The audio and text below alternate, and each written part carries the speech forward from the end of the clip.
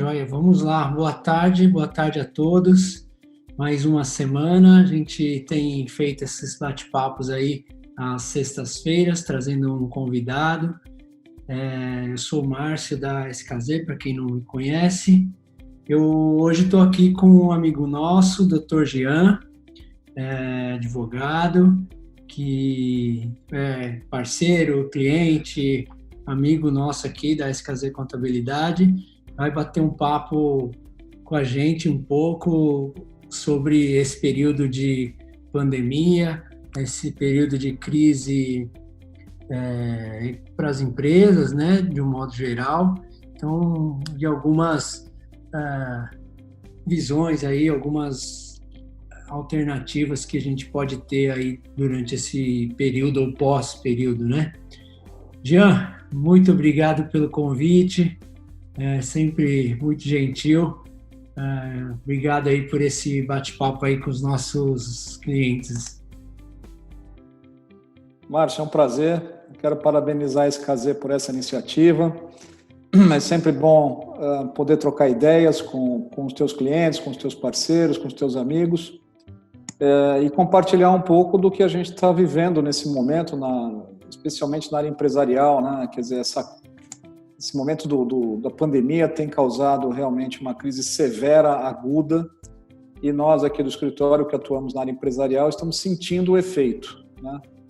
Então, os nossos clientes, que são basicamente empresas de médio e grande porte, essas empresas têm tentado encontrar soluções de março para cá, mas o fato é que muitas delas já vinham em dificuldade, porque o Brasil já vinha de uma crise lá de 2016, né, Márcio? Sim. Então, nem todas as empresas estavam na sua plenitude do ponto de vista econômico e também operacional. Então, aquelas que estavam em dificuldade, isso foi acentuado de forma significativa. Aquelas que estavam bem ficaram mal, né? Sim.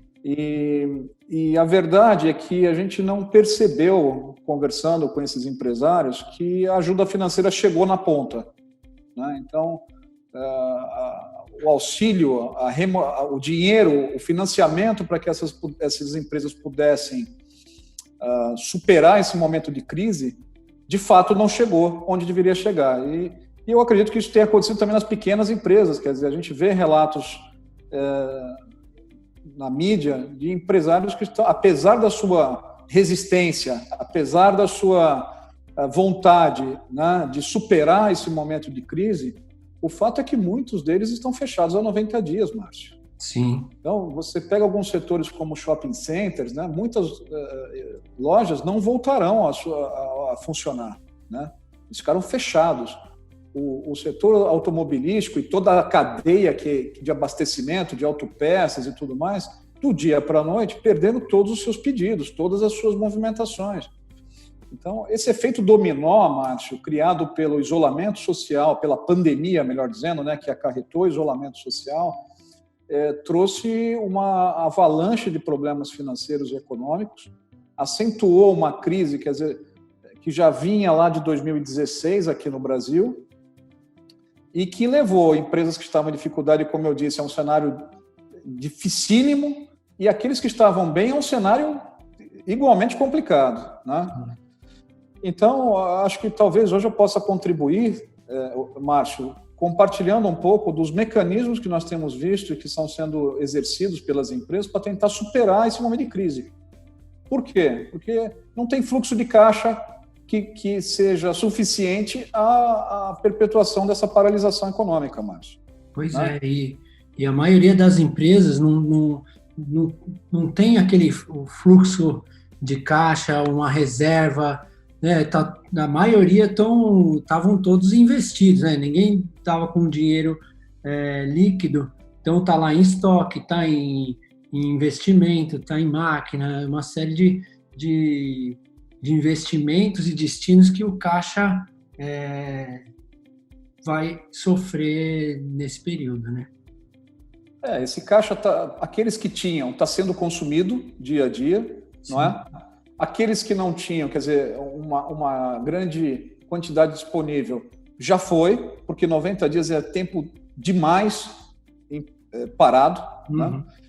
O governo anunciou algumas medidas, mas a gente percebe que os 5 principais bancos do país, na sua grande maioria, ou tardaram ou não fizeram esse repasse. Muitas notícias dão conta do aumento de taxa de juros, inclusive, para essas empresas. E aquelas empresas que eu estava comentando anteriormente, que estavam em dificuldades, elas já não tinham acesso a crédito. Quer dizer, eu dou como exemplo as empresas que estavam em recuperação judicial, né? Que eu gostaria de comentar um pouco, que é uma lei de 2005, portanto, ela tem 15 anos, ela tem no seu DNA um auxílio ao empresário que circunstancialmente está em crise, não é? Então, ela não tem nada a ver com a lei de concordata e falência, que boa parte das pessoas conhece, e que não era um instrumento adequado a superar a crise. Essa lei de 2005 ela tem no seu DNA o modelo norte-americano, né?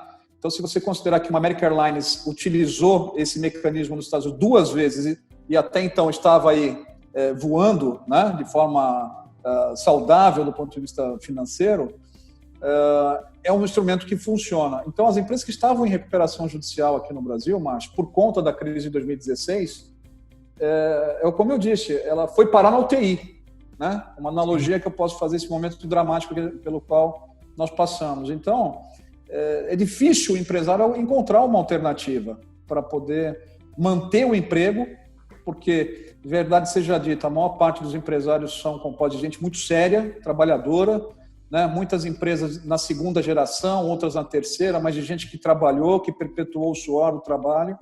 Nós estamos falando de indústria, nós estamos falando do agronegócio, nós estamos falando da indústria automobilística e toda a sua cadeia que assessora, nós estamos falando da indústria do turismo, né? Que está sofrendo severamente o impacto dessa paralisação por conta do isolamento social e do Covid-19. Então, esse instrumento, Márcio, que a lei no Brasil permite, ele é um mecanismo hoje, é um dos remédios, eu diria, para que o empresário possa superar esse momento de crise. Por quê? Porque, aliado a outros remédios, como, por exemplo, a mediação, não é? A conciliação, você pode equacionar esses contratos que hoje a gente não consegue honrar. O empresário, o efeito foi dominó, Márcia, a paralisação aconteceu e toda a cadeia foi sofrendo num efeito dominó, não é? O dinheiro parou de circular, o financiamento não apareceu e todos deixaram de cumprir com as suas obrigações. Então, o que a gente está percebendo hoje é que o empresário precisa de saídas, Márcio. Um empresário sério, trabalhador, que gera emprego, gera renda, gera impostos, né? Que acreditava no início do ano que o bico do avião estava apontado para cima, né? Eu acho que a esperança do brasileiro ela vinha num momento de crescimento, de investir, como você falou, e lamentavelmente a gente fomos vítimas desse meteoro, né? Que atingiu a todos nós. É verdade, pois é. E a recuperação judicial, então, um dos meios, um dos caminhos, assim, umas alternativas que o empresário deve considerar aí nas análises, né, Jean? Eu acho, Márcio, olha, eu digo isso pelo seguinte, nós tivemos nesses 90 dias, o nosso escritório atua basicamente na área empresarial, né? E na área empresarial, na parte de consultoria de contratos, todo tipo de contrato empresarial, equipamentos, locação, sale leaseback, construção civil, construção pesada. Então, todos esses clientes tiveram uma paralisação, a locomotiva parou de forma instantânea. Foi um mecanismo que ele nem se aproxima de 2008, Márcio, da crise de confiança de 2008. É realmente uma consequência inédita, eu diria, né? O empresário brasileiro ele é versátil, ele é flexível, ele já passou por dezenas de planos econômicos, né? Conseguiu superar todos esses momentos, mas o que a gente vive hoje, Márcio, não dá para comparar com o que foi encontrado na história. Nem a crise de 29 é um parâmetro, né, adequado para saber como é que a gente vai sair dessa. Mas a recuperação judicial, ela é um mecanismo que aumentou. Nós tivemos 70% de aumento de consultas nessa área, Márcio. Os nossos clientes não demandavam questionamentos dessa natureza. Então, o que nós fazíamos até então e continuamos fazendo em prol desses clientes é a mediação. Então, o que significa mediação, em primeiro lugar? Mediação é eu conversar com o Márcio, que é meu fornecedor, né, que eu estou passando por uma dificuldade e que nós dois podemos juntos ceder um pouco e estabelecer um documento que pode até, inclusive, ser homologado em juízo, Márcio, que tenha valor legal. Se eu não cumprir a minha obrigação estabelecida com você nesse acordo, nessa mediação, você pode executar mais tarde, não é? Mas é um mecanismo, Márcio, que nós dois cedemos um pouco sem que nenhum juiz ou árbitro determine o nosso futuro. Nós dois podemos, de forma confidencial, flexível, pode ser até numa ligação como essa, numa videoconferência, encontrar um ponto de equilíbrio entre as nossas obrigações que estão afetadas nesse momento e não recorrer ao judiciário. Então, é uma solução que não precisa ir no Poder Judiciário, que, verdade seja dita, já vem sobrecarregado. Entendi. Né? São quase 200 milhões de ações judiciais no Brasil, o que nos leva a crer que alguém está brigando com alguém, porque não é possível, num país com 220 milhões de pessoas, você ter uma quantidade tão grande de litígios no Poder Judiciário. Então, se essa mediação não for exitosa, Márcio, se você, como meu credor, não aceitar minha proposta, nós não chegarmos a um denominador comum, o que vai acontecer é que você, como credor, vai exercer seu poder de cobrança. Uhum. Então, você vai pedir minha falência, você vai executar o contrato. Afinal de contas, você precisa receber para honrar seus compromissos, para manter a tua força de trabalho empregada, né?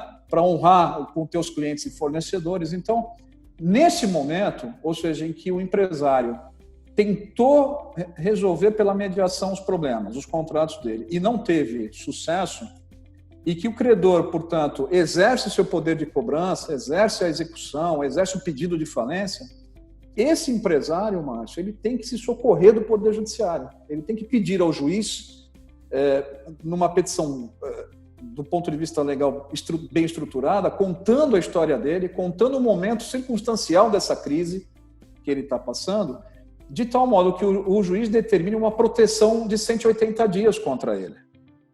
Tá. Momento no qual ele vai obrigatoriamente negociar com os credores. Então, ele reúne os credores nesse prazo de 180 dias, onde nenhuma execução vai prosseguir contra ele.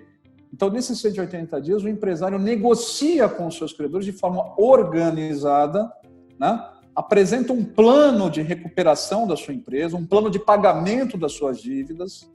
Esse plano é votado pelos credores e a empresa, portanto, consegue atravessar aquele momento de maior dificuldade, Márcio, aquele momento de crise severa, de crise aguda, né? Entendi. Protegendo o patrimônio da empresa, protegendo o emprego que ela gera, né, na sua grande maioria, evitando que ela entre num colapso sem volta, que seria a falência. Então, a recuperação judicial é sim um mecanismo eficaz para que o empresário, na sua grande maioria, nos seus diversos setores da economia, como eu disse, até o rural, né, é possível de se pedir, o produtor rural, essa salvaguarda ao juiz para que ele tenha um prazo de 6 meses para negociar com os seus credores. A verdade é essa.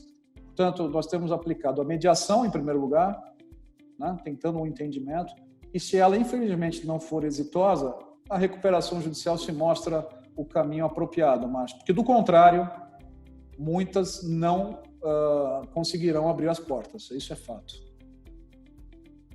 É verdade. A mediação, então, seria um primeiro passo, né? Então, de tentar se aproximar aí dos fornecedores. Bancos também aplica a mediação? Todos os direitos disponíveis, Márcio, são passíveis de mediação, né? A tecnologia, se a gente pode tirar algo bom desse período de confinamento, é esse mecanismo aqui que nos aproximou, não é? Que nos permite, apesar da distância, trocarmos ideias, resolvermos problemas. Então, a mediação, existem empresas hoje que permitem fazer uma mediação online com toda a segurança, não é? Com a presença de um mediador, que é uma pessoa treinada para nos aproximar, para aparar as arestas daquele distanciamento, porque você quer receber, mas eu não consigo te pagar, você está num momento de estresse, eu também, porque alguém também está me devendo, né, Márcio? O credor de alguém é devedor de outro, tá certo? Então, a mediação pode ser, deve ser incentivada pelos advogados, pelos assessores. Eu, pessoalmente, sou partidário dela. Atuo em arbitragem também, que é um mecanismo de solução de conflito privado, ou seja, você escolhe um árbitro e eu escolho outro, e esses dois escolhem um terceiro para decidir aquele conflito, não é? De forma independente, imparcial, enfim. Mas eu acho que a mediação é o caminho apropriado e o primeiro. Por quê? Porque a solução, Márcio, está em nossas mãos. E ela pode ser feita de maneira online, que é barata, não é? O mediador vai permitir um entendimento para que nós cheguemos a um denominador comum, e esse resultado ele pode ser refletido num documento e homologado em juízo, inclusive, para a tua segurança, né? Eu digo nessa hipótese que eu levantei aqui, onde você seria o meu credor, digamos assim. Né? Então, se eu não cumprir com aquele ajuste daquela mediação, você vai executar o contrato. Então, isso te dá um conforto. Agora, se por outro lado a mediação não for exitosa, nada do que nós dissemos um para o outro será usado ou em teu benefício ou no meu em juízo, porque ela é confidencial, Márcio. Entendi. Entende? Então, ela é flexível, ela pode ser feita online, ela pode ser homologada em juízo, ela é confidencial. Quer dizer, a mediação ela reúne uma série de elementos que, nesse momento de crise, de Covid, de isolamento social, se revelam um mecanismo importante para equacionar, se não todos, uma boa parte dos problemas empresariais. E, diante de um resultado não exitoso, não restaria outra alternativa senão submeter ao judiciário o pedido de proteção. Não é? Tá. Essa parte da mediação, essa fase de mediação é considerada como se uma recuperação extrajudicial? Boa pergunta, Márcio. Nós tivemos um caso recente, que inclusive foi noticiado na mídia, em que 2 grandes bancos capitanearam a renegociação das dívidas de uma empresa. Ela chama-se Restock, isso não é confidencial, isso foi homologado na Justiça na semana passada. Ela é titular de marcas importantes de roupas, não é, no Brasil. E com shoppings fechados, com tudo parado, os bancos, percebendo que ela estava alavancada e não cumpriria as suas obrigações, lideraram a mediação de todas as obrigações financeiras. Então, o banco, prevendo o colapso daquele cliente grande, que tem muito dinheiro emprestado no mercado, decidiu mediar essas relações de forma extrajudicial. E, quando encontraram o denominador comum de todos os credores, homologaram em juízo. E esse mecanismo chama-se recuperação extrajudicial. Ou seja, os credores e o devedor, a empresa, se reúnem, negociam suas obrigações, repactuam seus prazos e valores, e esse mecanismo é previsto na Lei 11.101 de 2005, que é a Lei de Recuperação Judicial e Extrajudicial. Então, o juiz fez só homologar aquele acordo. Né? O juiz ele se preocupou apenas em ver se não havia nenhum tipo de abuso ou ilegalidade, né, Márcio? Que pudesse revelar ali que alguns contratos ilegais estariam sendo formalizados por mediação ou coisa do tipo. Então, a recuperação extrajudicial é um outro mecanismo extremamente interessante, apropriado, porque você, de novo, negocia fora do judiciário, mais rápido, né? E busca ao judiciário apenas a homologação daqueles acordos. Então, ele está ali ao lado da mediação como uma solução importante para o empresário nesse momento, na nossa opinião. Entendi. E na recuperação judicial, os passos o pedido, uma petição ao juiz e uma apresentação de um plano, ou o plano vem antes do pedido? Boa pergunta também. Como é que funciona essa sistemática? Quer dizer, eu diria que se eu pudesse graduar na linha do tempo as opções, Márcio, viria a mediação, a recuperação extrajudicial, não é? Ambas podem ser homologadas em juízo, como eu disse, para ter efeito jurídico, de título executivo. Mas é provável, Márcio, que nem na mediação, nem na recuperação extrajudicial, os credores tenham disposição para negociar. Então, nessa situação, você estaria diante de um empresário ansioso por equacionar seus problemas, mas enfrentando resistência dos seus credores, se não de todos, de uma grande parte, que tem o poder de pedir sua falência, de executá-lo. Né? Sim. Então, num cenário como esse, é imperioso que ele vá ao Poder Judiciário e apresente um pedido através de advogados que conheçam do processo, do procedimento de pedido de recuperação judicial, dizendo, inclusive, ao juiz o seguinte: olha, eu tentei mediar, eu tentei fazer uma recuperação extrajudicial, não tive sucesso, fiz isso previamente, inclusive, não é? Mas diante da indisposição, da não colaboração dos meus credores, eu não tive outra alternativa senão vir aqui e pedir uma ordem judicial de proteção. Porque você faz um pedido ao juiz descrevendo o histórico da empresa, Márcio, a circunstância que a leva à crise, e o Covid, sem dúvida nenhuma, é fato determinante, né? Como eu disse, aquelas que estavam bem ficaram mal e as que estavam mal ficaram pior ainda, não é? Então, você leva numa petição inicial ao juiz da comarca onde a principal estabelecimento da empresa esteja sediado, revela para ele essa tentativa prévia de equacionar um problema pela mediação ou a recuperação extrajudicial, frustrada, e pede a ele, portanto, que ele defira o pedido de recuperação judicial. O juiz vai analisar a petição, que deve conter alguns elementos indispensáveis mencionados na lei, não é? Alguns documentos como balanço, balancete, contrato social, relação de credores, relação da dívida. E se esses elementos estiverem preenchidos, Márcio, o juiz vai deferir o pedido de recuperação. A partir desse deferimento, isso será público, tá bem? E 60 dias após esse deferimento, a empresa apresenta o plano de recuperação judicial. O que é o plano? É a forma pela qual ela pretende pagar os credores, como ela vai se reorganizar para poder continuar gerando renda, não é? Capaz de saldar as suas obrigações. Então, nesse momento, os credores vão negociar, digamos, por força da lei, com base naquele plano, vão negociar por 6 meses com a empresa recuperanda.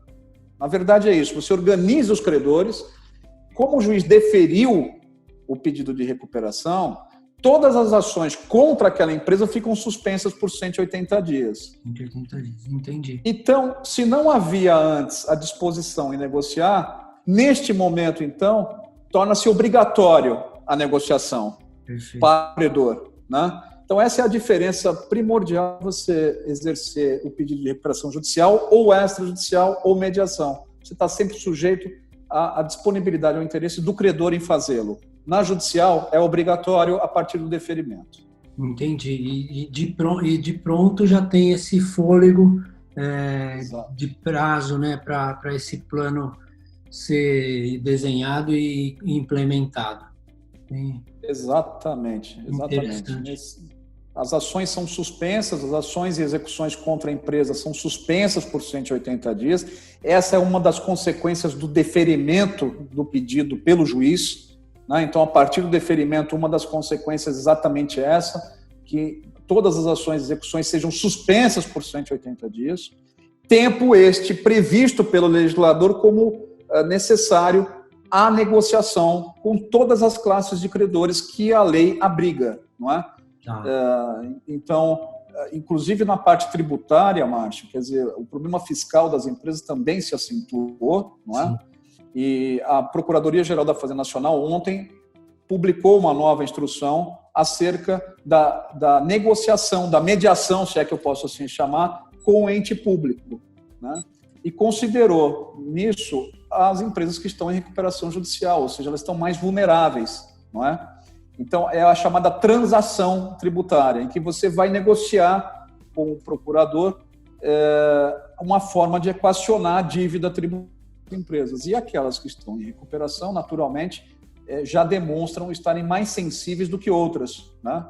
Porque o favor legal foi necessário e o juiz concedeu. Portanto, essa transação tributária é mais um mecanismo para que o empresário possa exercer, para equacionar o problema da crise, do caixa, né, que hoje está tão afetado pela pandemia. Sim, é interessante esse ponto da Procuradoria. Era até uma das conversas hoje que eu estava tendo aí com o Adalberto, que é um parcelamento e uma negociação diferenciada aí para cada caso, né? Parece bem interessante também.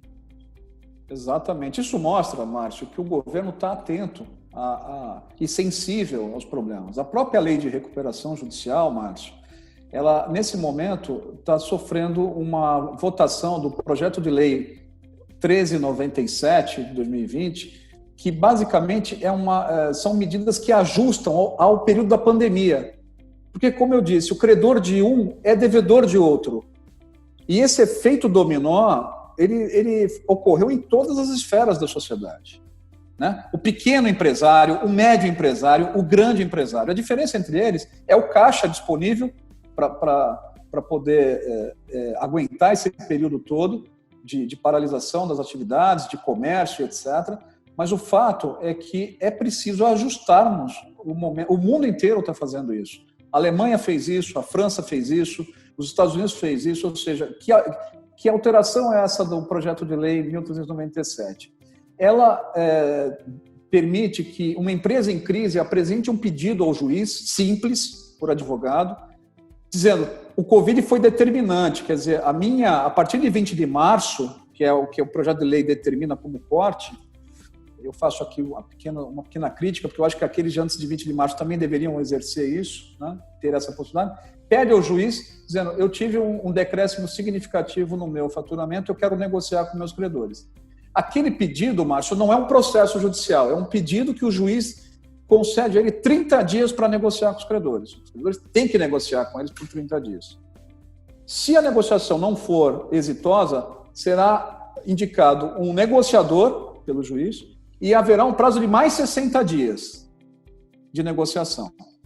Em resumo, Márcio, o que o projeto do deputado Hugo Leal faz é evitar que o judiciário seja abarrotado por uma avalanche de ações, porque ele não vai dar conta. Sim, Quer dizer, a nova pandemia judicial, nós já temos um judiciário sobrecarregado e que tarda demais, por mais que os juízes, os ministros trabalhem e façam análise e decisões, é humanamente impossível prever a quantidade de processos que vão vir no judiciário. Então, o mecanismo da transação tributária, o ajuste da lei de recuperação judicial tem o objetivo de fazer um anteparo a toda essa avalanche de ações que está por aí por surgir, eu diria, a partir de julho, Márcio.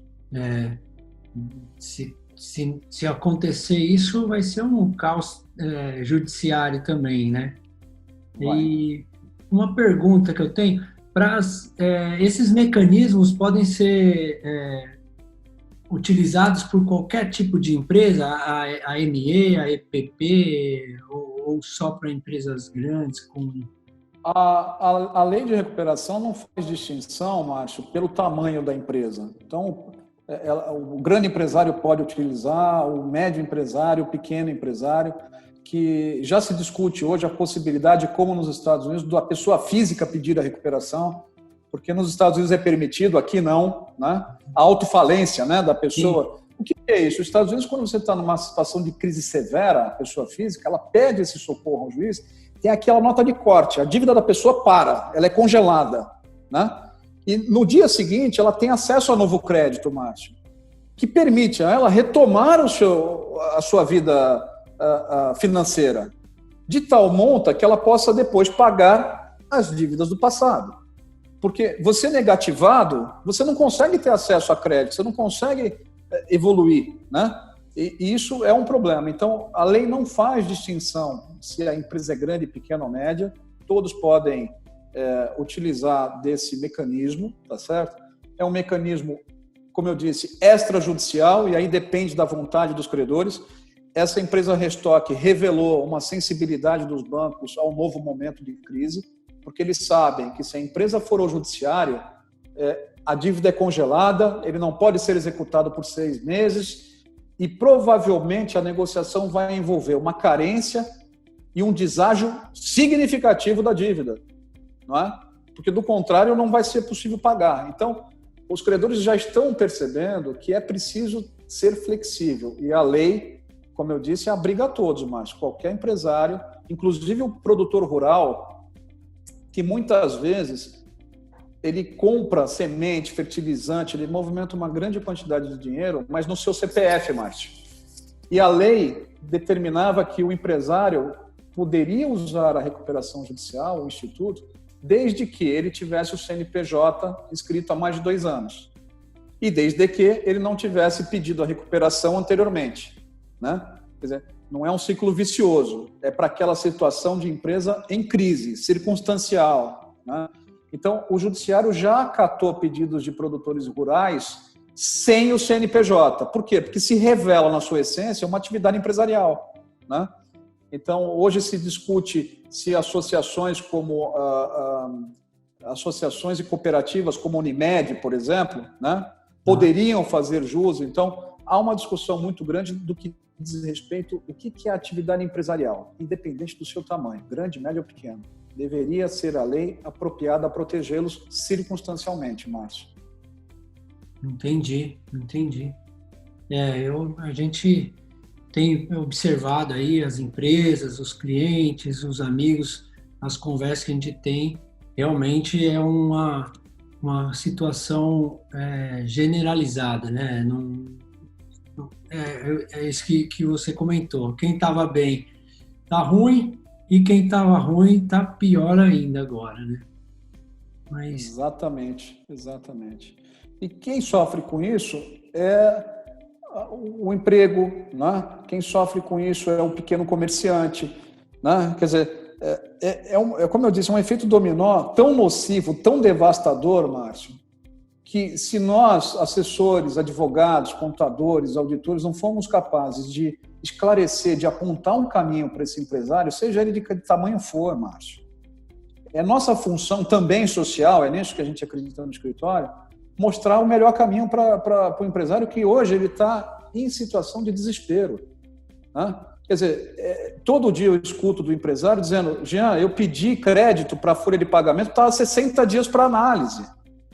Eu pedi crédito emergencial para poder pagar alguns fornecedores, ainda está em análise. Quer dizer, o dinheiro, Márcio, não chegou para quem precisava. Igual agora o Pronamp, né, agora da vez também, que para as empresas, para PMEs, parece que é um mecanismo mais simples, mas desde a publicação até hoje ainda não chegou na conta. Pois é, e nós já estamos no dia 19 de junho, Márcio. Então, quer dizer, muitos estão paralisados há mais de 90 dias, né? Sem um centavo no caixa, sem ter uma nova receita nesse período todo. Então, o que a gente está percebendo é que o pequeno, o médio e também, por que não o grande, ele está tendo que se adaptar, né? Muitos foram para o e-commerce, muitos estão utilizando a tecnologia. Eu acho que a tecnologia é, sem dúvida nenhuma, uma grande lição para todos nós, especialmente para os advogados, muitos dos quais tinham uma certa resistência. Não é o nosso caso, a gente sempre foi um escritório que apostou em tecnologia, nós investimos em startups, nós acreditamos que ela pode ser útil também ao direito, não é? Para prestar um melhor serviço, para dar acesso à informação do cliente, para que o processo corra de uma forma mais célere, seja qual for o processo que nós estejamos liderando. Então, a tecnologia, sem dúvida, vem para ajudar. Agora, sem recursos, sem uma ajuda financeira, esse ponto é fundamental, Márcio. Não há negociação que se possa se estabelecer sem recurso financeiro. Então, eu espero que o governo, seja via BNDES ou via fintechs, né, possa abastecer definitivamente e rapidamente a atividade produtiva do país, porque o que a gente tem percebido, Márcio, é que hoje, há 90 dias, nós não discutimos nenhum processo de investimento. Nós não temos feito nenhum contrato de investimento para os nossos clientes. O que nós temos feito são negociações, mediações, né, e processos de recuperação judicial, porque não está tendo outra alternativa. O empresário não tem caixa, são 90 dias parados. Pegou todo mundo de surpresa, uma expectativa de que esse ano seria o ano de decolar, né? Então, Exatamente. todo mundo Exatamente. preparado aí, investido, né? Investindo para poder decolar e essa surpresa aí para todos, né? Vamos. É. E o empresário, o que nos diz é o seguinte: eu não estou tendo acesso ao crédito que foi revelado, que foi prometido, que foi divulgado, né? Então isso leva o empresário a uma situação de desespero ainda maior, né? Porque ele já exerceu, por exemplo, essas medidas que o governo adotou de suspensão do contrato de trabalho. Muitos estão vencendo, Márcio. Pois é, eram 2 meses, agora já precisam renovar, Né? mas Pois é, não pode mais renovar 60 dias, né? Quem já fez.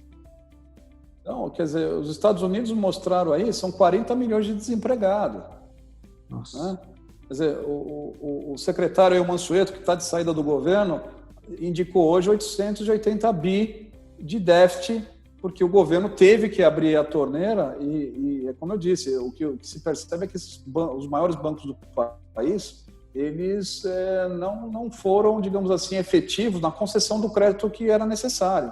Claro, há um aumento no risco de recebimento, não é? Mas os fundos de investimento, os FDICs, por exemplo, né? Aquelas empresas que estavam em recuperação estavam sendo abastecidas no seu dia a dia, no fomento, né? Através dos FDICs. Os FDICs pararam as operações, Márcio. Então eu te pergunto, como é que uma empresa que já vinha se recuperando, superando aquela crise de 2016, ela pode agora ser capaz de reagir a esse momento tão complicado, né? Então, eu acho muito difícil, se esse dinheiro não chegar, Márcio, se medidas efetivas não forem efetivadas, eu acho muito difícil que boa parte das empresas, de qualquer segmento, turismo, indústria, agronegócio, na indústria, posso dizer, plástico, comércio, né? Vai ser um efeito drástico e extremamente danoso para toda a sociedade, né? Que já tem uma desigualdade social acentuada, né? Então, é por isso que nós temos compartilhado com o empresário a necessidade de negociar, de sermos solidários nesse momento. É verdade que a solidariedade vai acabar, né? E aí é que eu acho que os processos judiciais vão crescer muito a quantidade, né? Então, é um momento de dificuldade, mas nós, assessores, advogados, temos que ter um pouco de tranquilidade, saber que a gente tem uma função social importante, tá certo? Eu digo aí à nossa equipe, não é porque a gente tem um cliente que é credor de alguém, a gente tem que sair executando o contrato, né? É preciso ter a visão do outro lado, Márcio, sabe? É verdade. É preciso tentar encontrar o caminho do meio. Hoje, mais do que nunca, eu diria, sabe?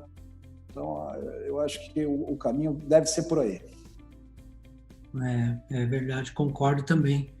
E quanto antes, melhor, né? Talvez não esperar chegar no fundo do poço, no Essa tua observação é extremamente pertinente, Márcio, porque o empresário sério, ou aquele que é da primeira geração, ou a empresa que é da segunda, da terceira, é difícil ele acreditar de que todas as promessas ou saídas que ele esperava que desse certo não deram. Então, isso vai tardando uma medida efetiva para a proteção dos ativos da empresa e do emprego que ela gera. Então, se o empresário demorar demais a tomar uma providência, uma atitude, ainda que seja a recuperação judicial, ele pode ter um comprometimento tão severo que, ao olhar do administrador judicial e dos credores, ele se torna inviável. E aí a recuperação judicial não é o remédio para ele, é o instituto da falência. Né?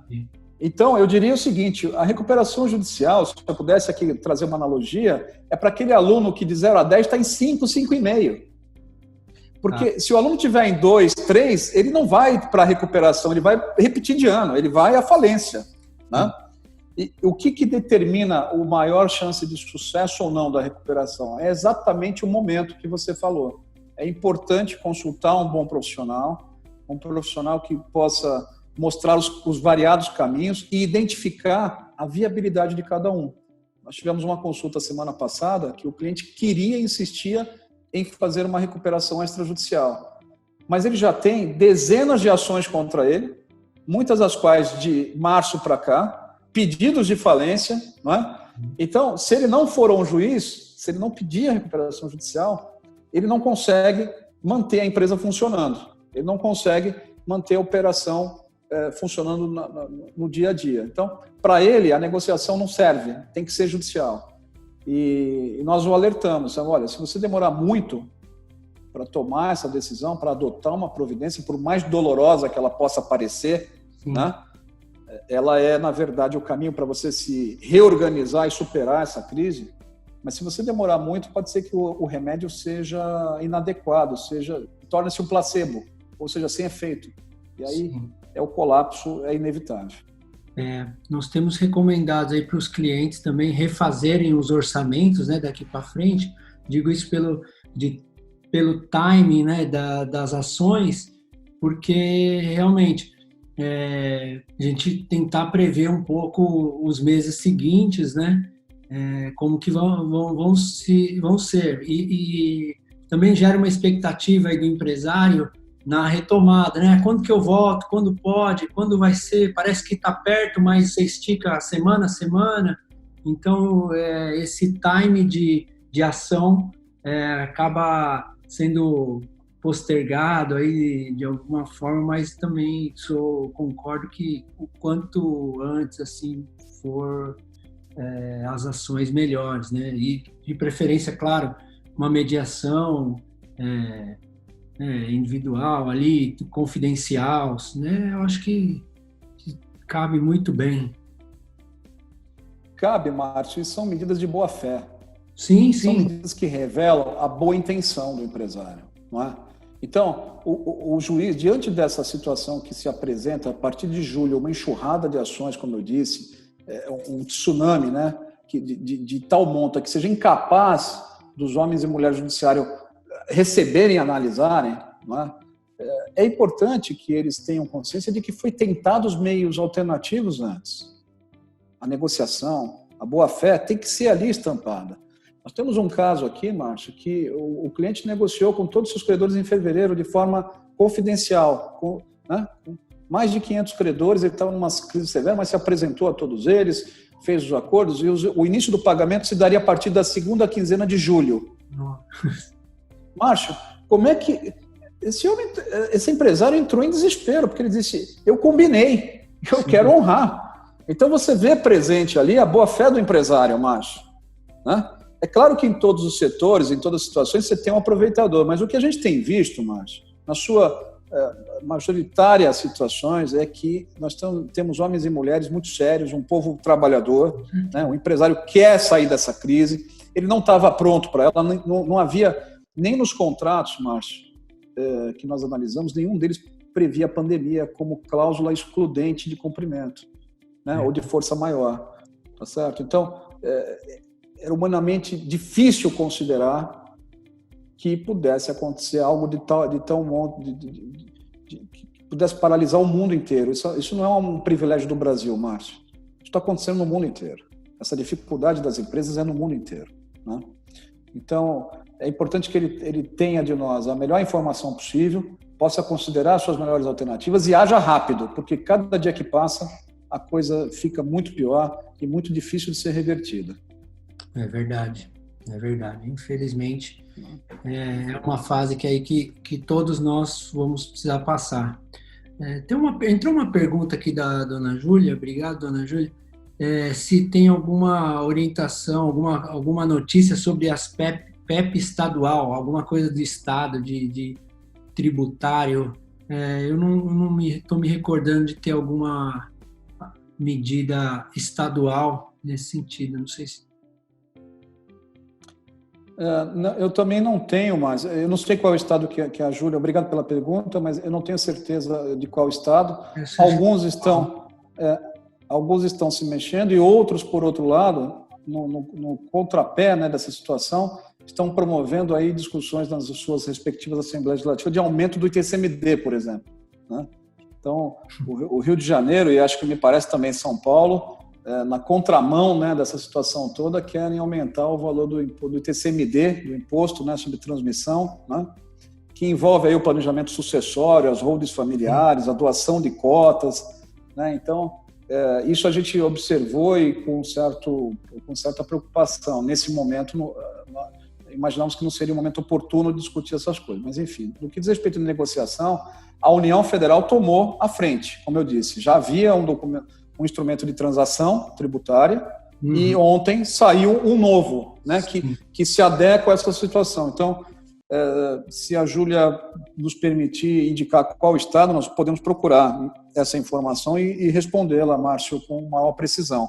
Eu não tenho notícia ou conhecimento de uma transação tributária ou um refis, né, como ela fala. O que nós sabemos é que no Congresso está se discutindo o refis, o governo federal, o Ministério da Fazenda é resistente a ele, porque sabe da renúncia fiscal e tributária que isso representa, né?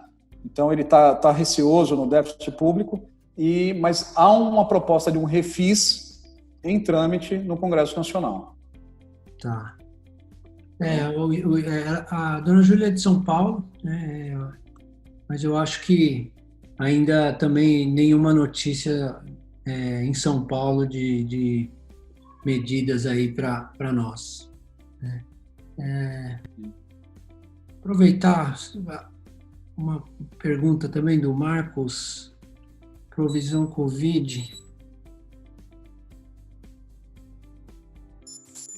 Se deve provisionar como provável perda recebíveis que já estão mais de 90 dias atrasados e que são de empresas que estiveram fechadas, uma vez que não conseguirei cobrar. Ele seria o credor nesse caso, né? Se ele já provisiona essas perdas, ou se vale também essa mediação, né, no lado do credor, como que poderia ir?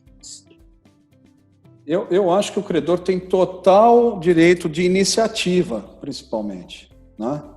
Quer dizer, a parte contábil, você, Adalberto, são os homens, a tua equipe é a mais apropriada, eu diria, a responder efetivamente à questão da provisão, apesar de sermos aqui da área tributária também, mas no que diz respeito ao recebimento, que acho que de fato é o que importa ao Marcos, mais do que a consequência de provisionar ou não, é tentar receber isso, né? Quer dizer, me parece na pergunta, na colocação dele, que ele tem sensibilidade a alguns setores, que ele é credor e que estão paralisados, tá certo? O que eu sugiro é que ele procure imediatamente esses devedores, em tom de boa-fé e amigável, propondo a eles uma mediação de cada um desses contratos, né?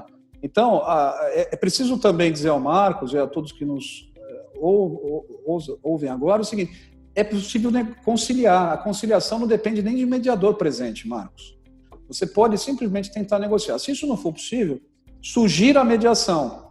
Mande um e-mail, mande uma comunicação ao credor, sugerindo que aquele contrato seja, aquela fatura seja objeto de uma mediação, tá certo? Online, barata, segura, confidencial, não é?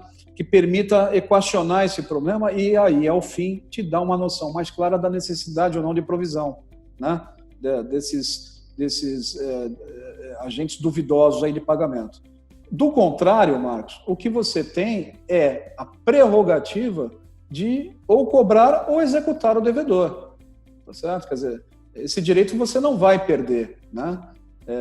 Recentemente o governo editou nova lei suspendendo a prescrição, impedindo que pessoas que não conseguem pagar aluguel sejam despejadas nesse momento de dificuldade, né? As causas de prescrição foram suspensas temporariamente, então você não perderá o direito de cobrança por conta da pandemia.